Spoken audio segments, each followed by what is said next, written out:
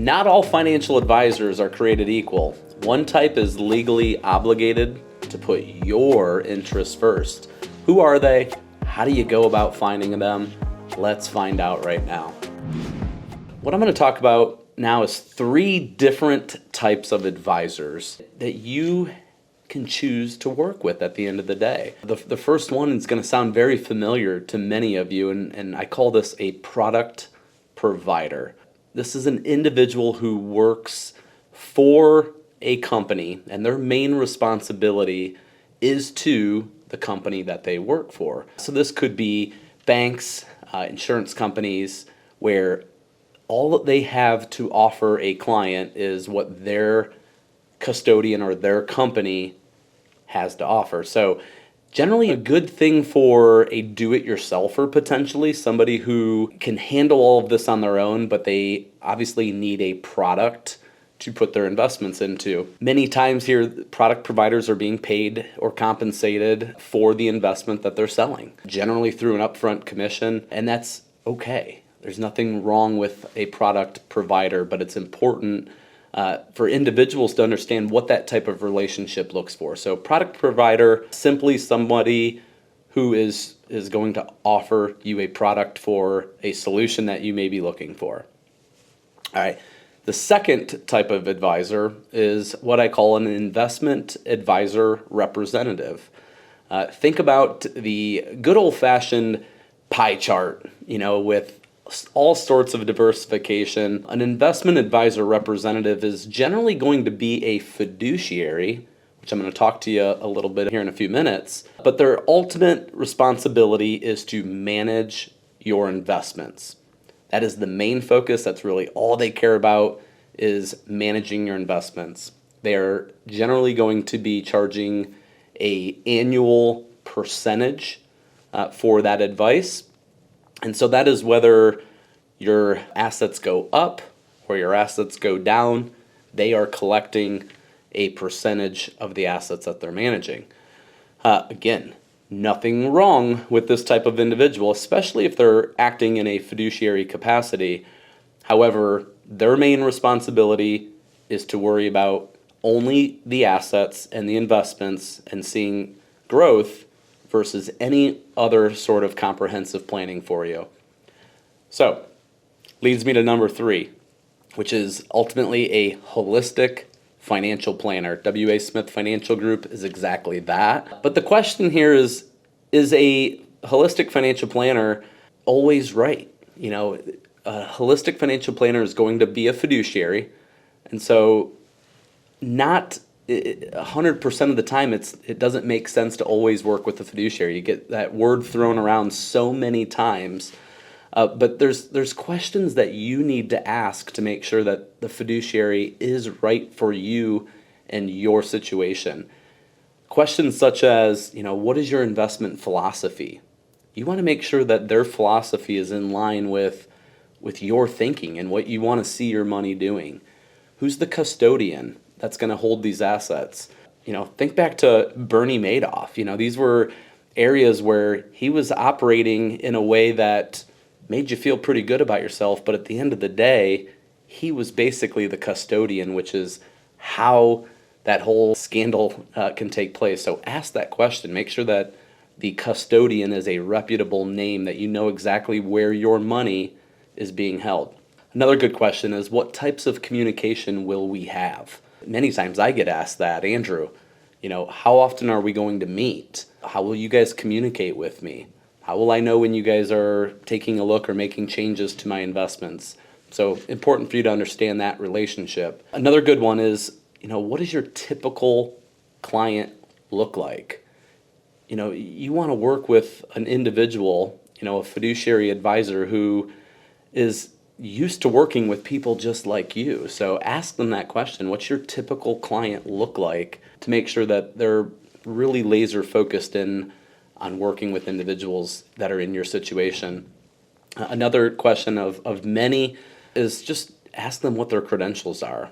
Making sure, again, that they have the personal development and the credentials to really give them that credibility on working for you in your best interest. So, all right, Second thing that I want to talk to you about is what are the key duties of a fiduciary advisor. So again, I'm going to go back to the holistic financial planner. Let's assume they are a fiduciary. There's really three areas that of again many duties of a fiduciary, but three that I want to talk to you about today. Number one is that they have your best interest. Bottom line, any recommendations being made to you is in your best interest at all times. You go back to the product provider and potentially even an investment advisor representative, they may be offering the product that is suitable for you. It could make sense, but they're potentially making more money on that recommendation for that specific product. So as a fiduciary, you have to be working in the client's best interest at all times. Second key duty that I want to talk about is transparency. This has many different things that we can look at from transparency, but the biggest one is the fee structure. Is that you as an individual should understand completely how that advisor is being paid. So the general fee structure that you will see out of a fiduciary is either fee only or fee based. A fiduciary from a holistic planner type of situation is generally not going to collect any commissions or upfront payments for selling you an investment or a product. So you want to see full transparency from that advisor, and you understand exactly how they will get paid so that you understand your relationship. Last one is what I'm going to call disclosure. And the fee side of this could tie into this as well, but the big one here is any conflicts of interest.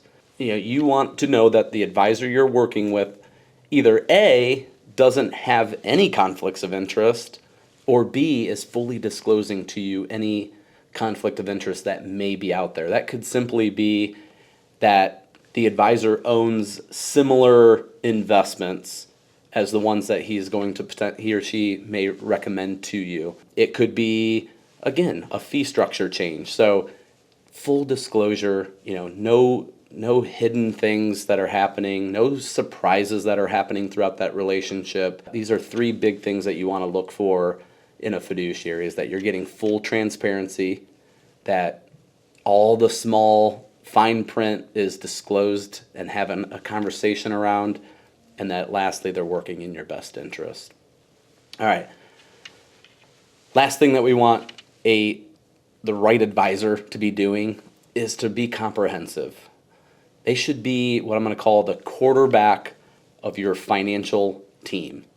So we talked to individuals about 5 key planning areas that are essential to any successful retirement plan: healthcare, taxes, estate and legacy planning, investments, and retirement income planning. So these are the areas that advisor, your fiduciary advisor, should be able to really provide a lot of synergy and streamline all 5 of those areas and be that quarterback of your financial team. So one that I'll give you a really good example on, and I see this many, many times, is taxes, where I will meet with an individual that has an advisor, has a separate CPA, and when we ask pinpointed questions to the client about why their advisor is not recommending, let's say, a Roth conversion, they don't know, because they don't know anything about the tax situation for that client.